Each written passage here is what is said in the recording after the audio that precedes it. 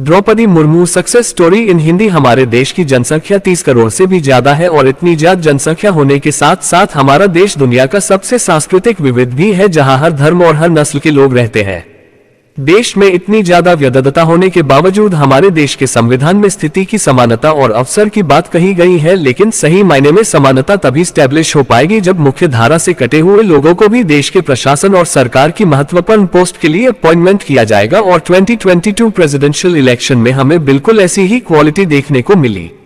ऐसी क्वालिटी ना सिर्फ हमारे लिए गर्व का विषय है, बल्कि दुनिया के सभी डेमोक्रेटिक कंट्री के लिए यह प्रेरणा का एक स्रोत भी बन सकता है। और बिल्कुल इसी वजह से आज हम आपको हमारे देश के प्रेसिडेंट बनने वाली द्रौपदी मुर्मू की लाइफ और सक्सेस और पॉलिटिकल करियर के बारे में बताएंगे। द्रौपदी मुर्मू का जन्म 20 जून 1958 को ओडिशा के मयूरभंज जिले के बेदापोसी गांव में एक जनजातीय परिवार में हुआ था। इनके पिता और दादा दोनों पंचायती राज सिस्टम की पॉलिटिक्स से जुड़े हुए थे। अपनी प्राइमरी और सेकेंडरी एजुकेशन कंप्लीट करने के बाद एक स्कूल टीचर के रूप में सबसे पहले इन्होंने अपनी टीचिंग करियर की शुरुआत करी और इसी दौरान ओडिशा के रायपुर में स्थित श्री औरोबिंदो इंस्टीट्यूट में इन्होंने असिस्टेंट प्रोफेसर के रूप में काम किया। इसके अलावा इन्होंने गवर्नमेंट ऑफ ओडिशा के इरिगेशन डिपार्टमेंट में जूनियर असिस्टेंट के रूप में भी काम किया और इसके बाद पॉलिटिक्स में इनकी एंट्री हुई।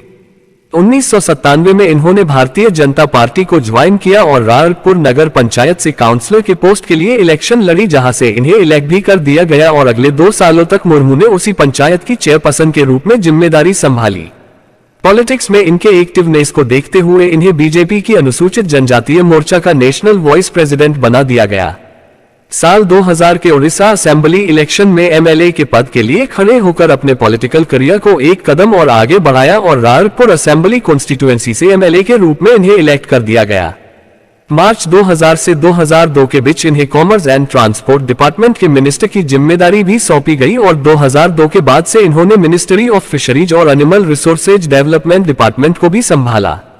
लेजिस्लेटिव असेंबली के मेंबर के रूप में अपने कार्यकाल के दौरान मुर्मू के कामों को देखते हुए इन्हें Neelkanth award for best MLA से भी नवाजा गया।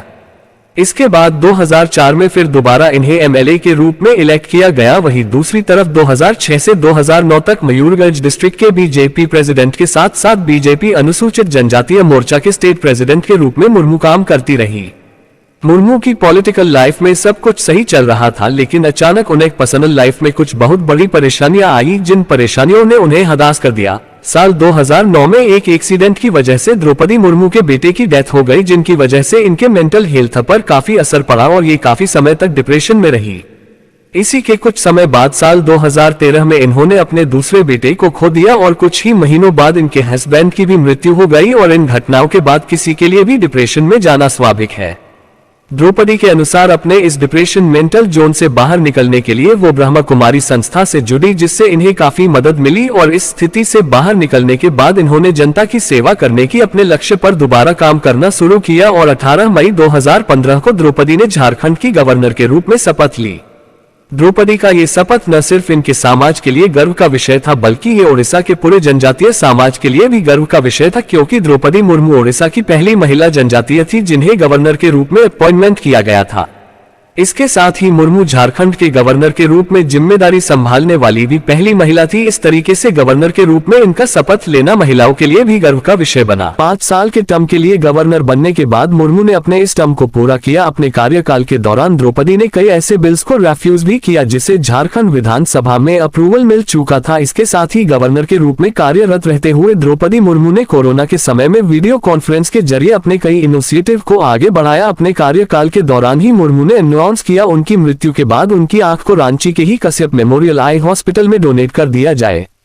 और फिर द्रौपदी मुर्मू की डिप्लोमेटिक वर्क एथिक्स और विजनरी गोल्स को देखते हुए इन्हें प्रेसिडेंट ऑफ इंडिया 2022 के इलेक्शन के लिए एनडीए की ओर से नॉमिनेट किया गया। मतलब अब ये कहने में कोई शक नहीं है कि द्रौपदी मुर्मू हमारे देश के अगली प्रेसिडेंट होंगी और देश के सबसे बड़े पद की जिम्मेदारी संभालने वाली वो पहली जनजातीय महिला भी होंगी। खैर, इससे पहले भी 2012 के प्रेसिडेंटल इलेक्शन में अनुसूचित जनजातीय कम्युनिटी से ही बिलोंग करने वाले पुरनो अगितोक संगमा को प्रेसिडेंट पद के लिए नॉमिनेट किया गया था, लेकिन उनका नॉमिनेशन सत्ताधारी पक्ष की तरफ से नहीं था, इसलिए उन्हें हार का सामना करना पड़ा। द्रौपदी मुर्मू का भारत के प्रेसिडेंट के रूप में इलेक्ट किया जाना भारत में मौजूद समानता की व्यवस्था का अब तक का सबसे बड़ा सबूत है। देश के सबसे बड़े पद तक जनजातीय कम्युनिटी की एक महिला का पहुंचना न सिर्फ जनजातीय कम्युनिटी को बल्कि महिलाओं को भी स्ट्रगल के इस दौर से गुजरने के लिए प्रेरित करेगा। दोस्तों, ये थी हमारे देश की प्रेसिडेंट द्रौपदी मुर्मू की कहानी। उम्मीद करता हूँ कि उनकी ये कहानी आपको पसंद आई होंगी और अपने दोस्तों के साथ शेयर जरूर कीजिएगा ताकि वो भी द्रौपदी मुर्मू की महानता से प्रेरित हो सके। धन्यवाद। सूरज चौधरी की कहानियां।